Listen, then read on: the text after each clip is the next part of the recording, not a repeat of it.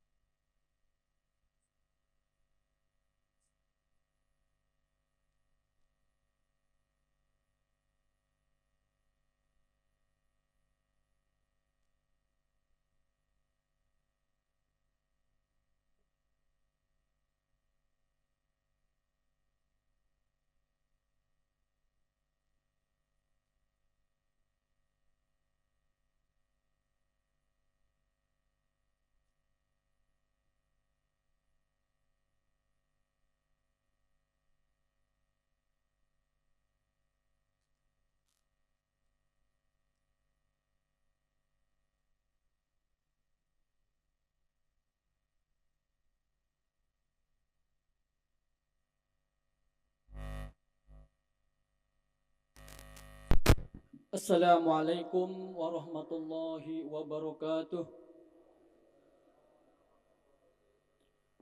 Pergi ke pasar beli beras.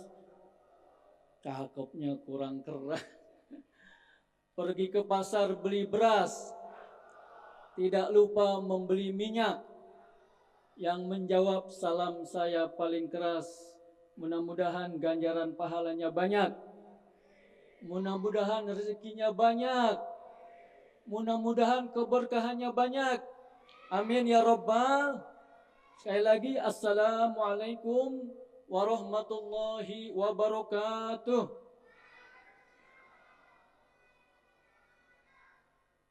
Bismillah, alhamdulillah, wassalatu wassalamu ala rasulillah wa ba'du. Para bapak ibu jamaah salat isya, salat tarawih, salat witir masjid Al-Ihsan Puri Beta yang dirahmati Allah Subhanahu wa taala. Wabil khusus Ketua DKM Bapak Dr. Nasrul, para wakil DKM, para pengurus, para jamaah soimin, soimat yang dirahmati Allah Subhanahu wa taala. Apa kabar semuanya? Alhamdulillah. Sekarang malam keberapa ini?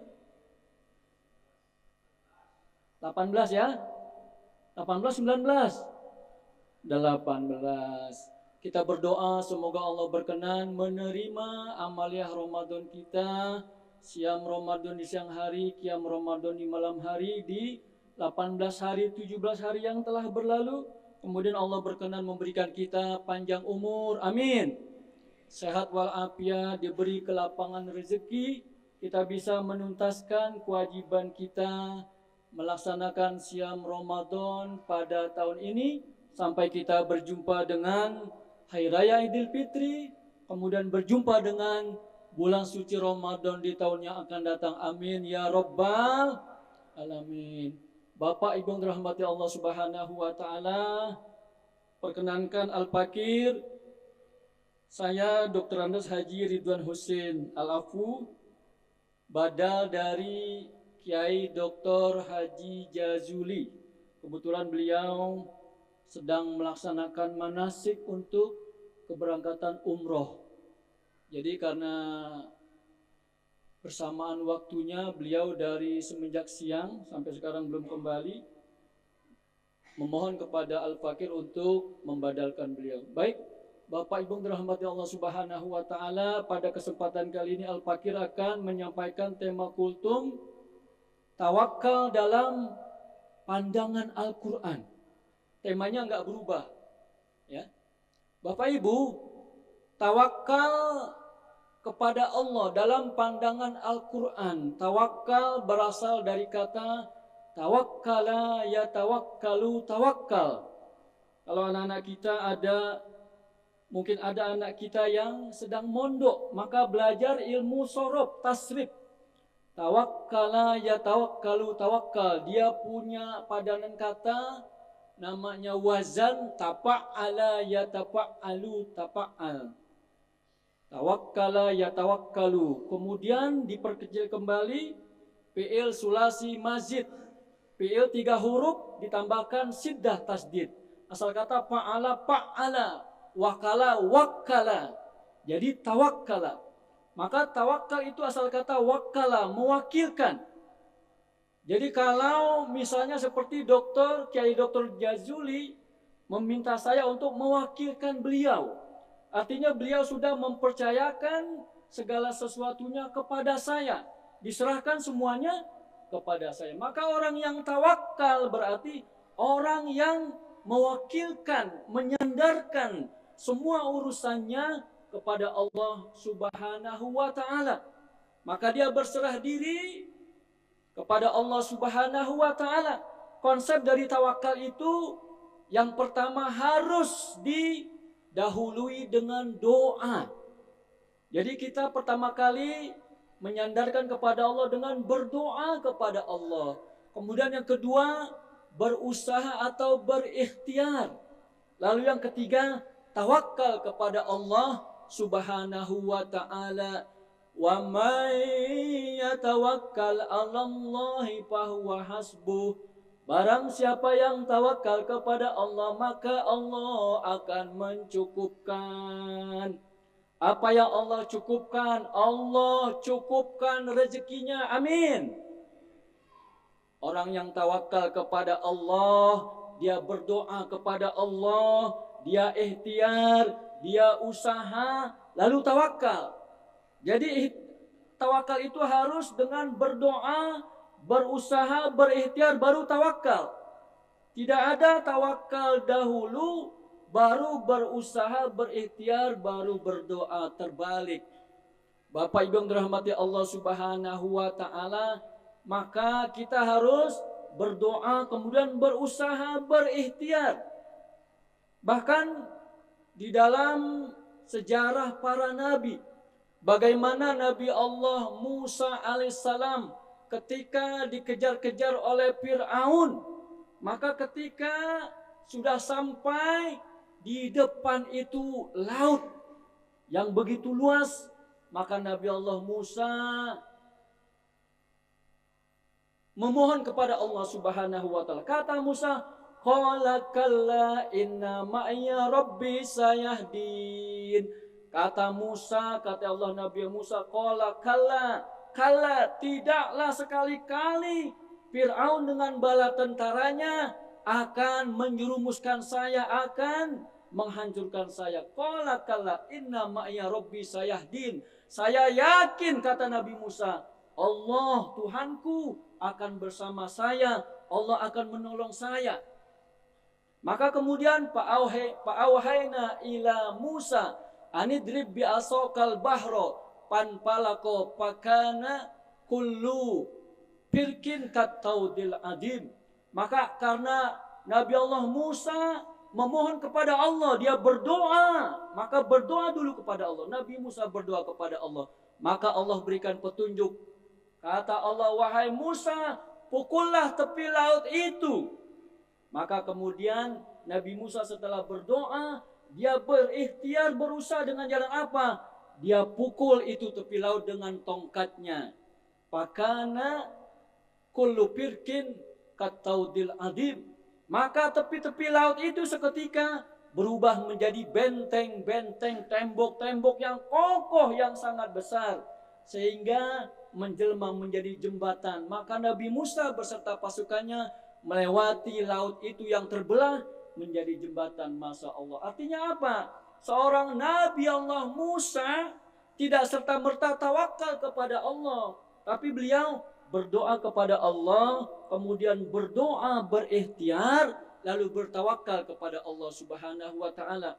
Yang kedua, Nabi Allah Ibrahim alaihissalam ketika akan dilempar ke dalam api Raja Namrud, maka Nabi Allah Ibrahim berdoa kepada Allah, hasbiyallah wa ni'mal wakil, ni'mal maula wa ni'man nasir. Cukuplah Allah yang akan memberi pertolongan kepada saya. Maka seketika itu turun malaikat Jibril dari surga membawa kursi, membawa kurma. Masya Allah. Bahkan dalam riwayat lain ada membawa buah delima. Tidak ada yang bisa melihat kecuali Nabi Allah Ibrahim beserta malaikat beserta Allah Ta'ala. Maka kemudian turun ayat, ku ya naru kuni bardan wasalaman ala Ibrahim. Al-Anbiya ayat 69. Wahai api, jadilah engkau dingin, wasalaman ala Ibrahim, selamatkan Ibrahim. Jadi sifat api yang awal mulanya panas, karena Nabi Allah Ibrahim berdoa kepada Allah, dia berusaha, berikhtiar, maka turun pertolongan Allah. Lalu turun ayat Al-Quran, wahai api jadilah engkau dingin, selamatkan Ibrahim. Bapak Ibu yang dirahmati Allah Subhanahu wa Ta'ala, ini adalah sebuah mukjizat Nabi Allah Ibrahim. Maka saudara, kita perlu juga melihat kedudukan kita. Kalau Nabi Allah Ibrahim dilempar ke dalam api, turun ayat ya naru kuni bardan wasalaman ala Ibrahim. Nabi Allah Ibrahim dilempar ke api menjadi dingin. Mungkin beda dengan kita. Bapak Ibu, kalau kita dilempar ke api yang besar, kita baca ayat ini, insya Allah kita akan Matang, bener nggak? Matang. Tapi Nabi Allah Ibrahim karena mukjizatnya, ya naru kuni bardan wasalaman ala Ibrahim. Wahai api, jadilah engkau dingin, selamatkan Ibrahim. Kemudian yang ketiga, Nabi kita Nabi Muhammad Sallallahu Alaihi Wasallam, ketika beliau dikejar-kejar oleh kaum kafir Quraisy, Nabi bersembunyi di gua dengan Abu Bakar As-Siddiq. Maka Nabi berkata kepada Abu Bakar, la tahzan, innallaha ma'ana. Janganlah engkau sedih, janganlah engkau gelisah. Innallaha ma'ana.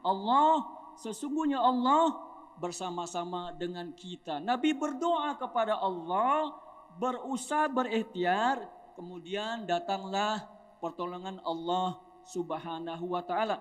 Maka saudara, wajib bagi kita kalau ingin tawakal harus didahului dengan berdoa, berusaha, berikhtiar, baru bertawakal kepada Allah.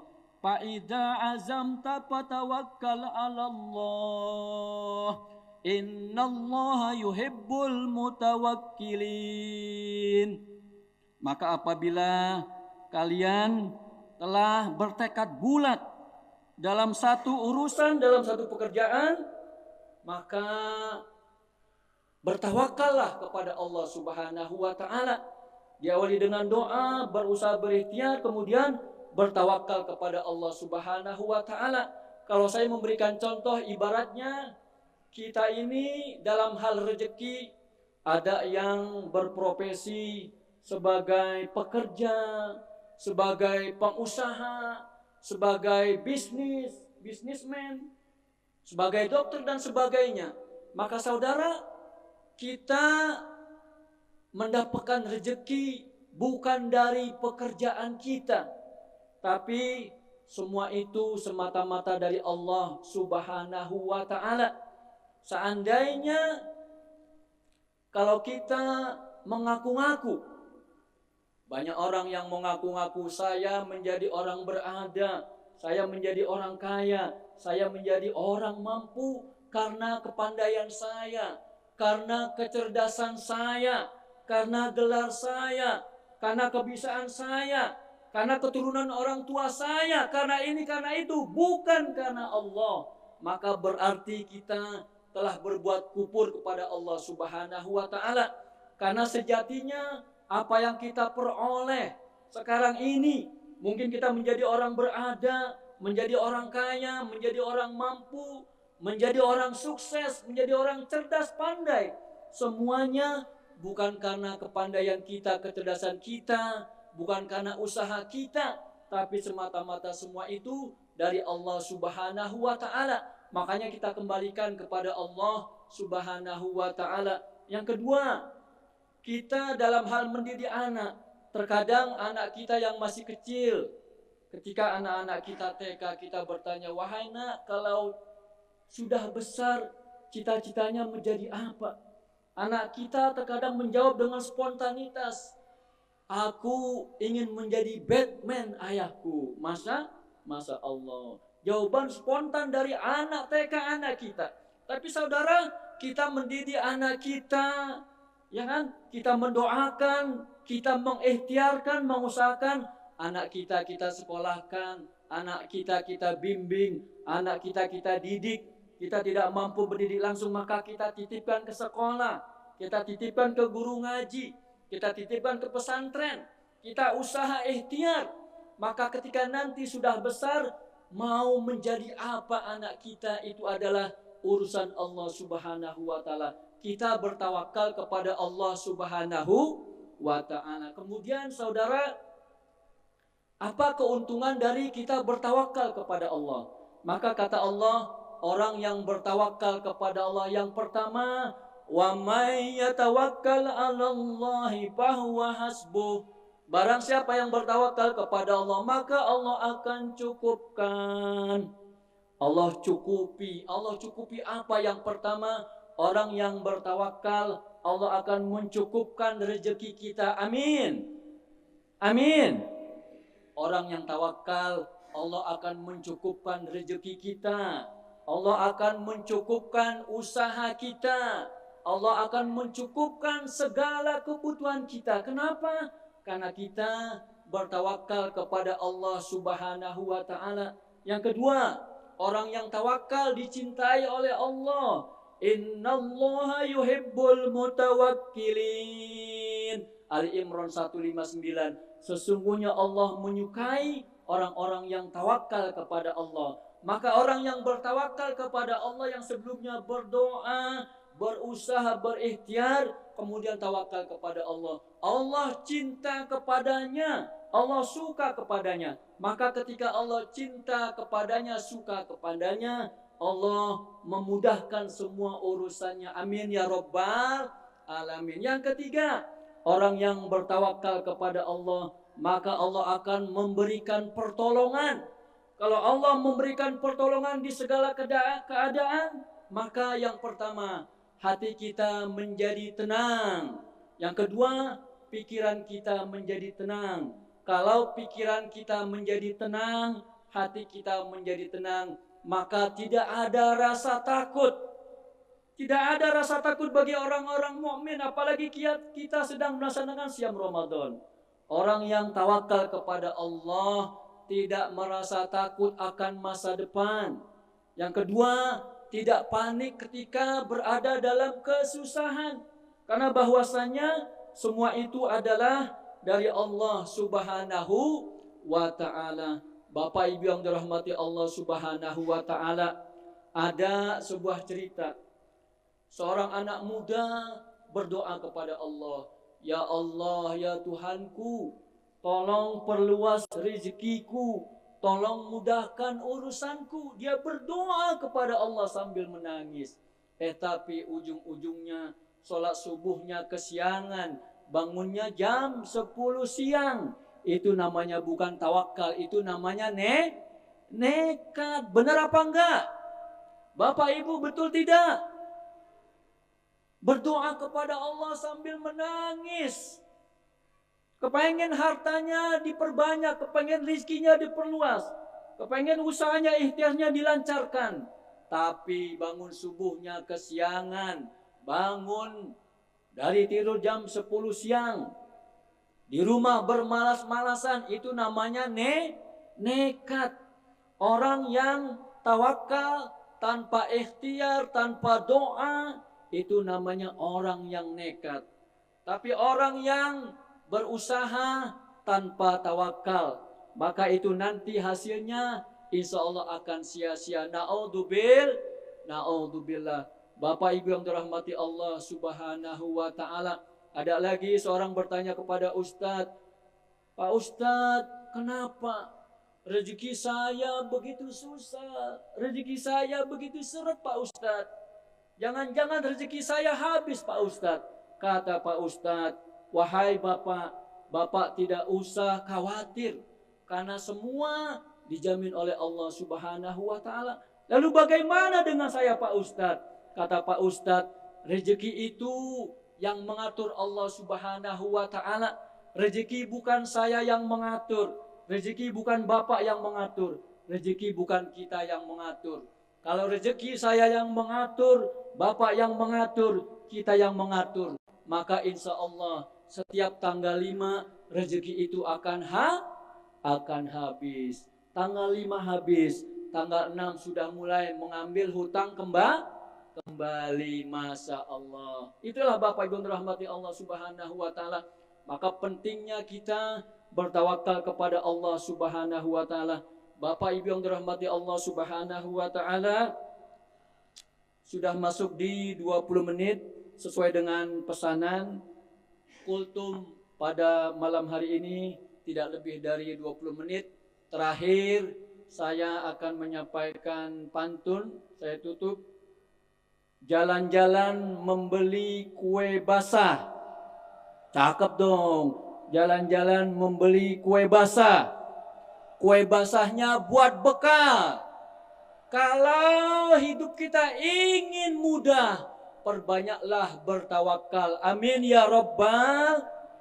Bapak Ibu dirahmati Allah Subhanahu wa ta'ala, inilah yang dapat Al-Fakir sampaikan.